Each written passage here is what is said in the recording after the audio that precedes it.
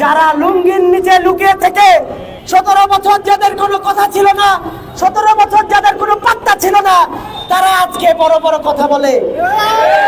ভাইরা, আমরা কিন্তু 17 বছরে অনেক কিছু শিখে গেছি। এ বেটা শোন, তুই যে কস যে লুঙ্গির তলে আমরা থাকি, জামা শিবিরের লোক লুঙ্গির তলে থাকে। এ বেটা, আন্দোলনের সময় কই আসলি তুই? তোর যে টর্চ লাইট দিয়ে টোয়া পাওয়া গেছে না, হ্যাঁ? উল্টা পাল্টা কথা কস। লুঙ্গি তলে আমরা আসলাম না, তোরা আসলি। খালেদা জিয়ার মুক্তির জন্য বাংলাদেশ ইসলামী ছাত্র শিবির জামাত ইসলামের যে ভূমিকা ছিল, তোরা তো ওই দিনকে নামস নাই। খালেদা জিয়ার মুক্তি চাইছিলাম যেদিনকে বালুরটাকটা যে ফালাইছিল, ওই দিনকে জামা শিবিরে ফলাফাইনগুলা যাইয়ে আন্দোলন করছিল, মায়ের খেয়েছিল। কারে কইতে আসস লুঙ্গির তলে থাকুন না? কথাবার্তা কইতে একটু সাবধানতা অবলম্বন করে কথাবার্তা কইবি। জামা শিবিরে পোলাফাইন ওপেন চলাফেরা করে। তোদের মতন অশিক্ষিত মূর্খ না, বেয়াদব না তোদের মতন, ফাজিল।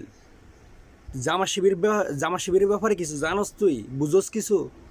কিচ্ছু জানোস না, কিচ্ছু বুঝোস না। আমরা লুঙ্গিতল থেকে রাজনীতি করি, লুঙ্গিতল থেকে রাজনীতি করি ছাত্রলীগের। এই সমস্ত কথাবার্তা এটি বাদ দে। তোরা ছাত্রলীগ, তোরা আর হেরা মিল্লা মনে হয় একসাথে বৈশা মনে হয় নেশা করস, এই জন্য এই সমস্ত কথাবার্তা বলস। জামাত ইসলামের ফলাফাইন, ইসলামী ছাত্র শিবিরের ফলাফাইনকে এরকম শিক্ষা দেওয়া হয় না।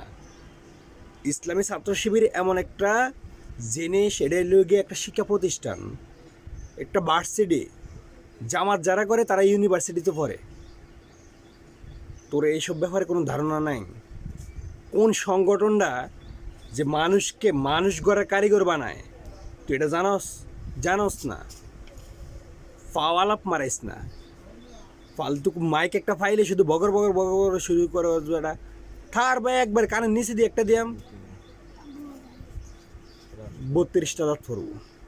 ফাজিলের দিন না।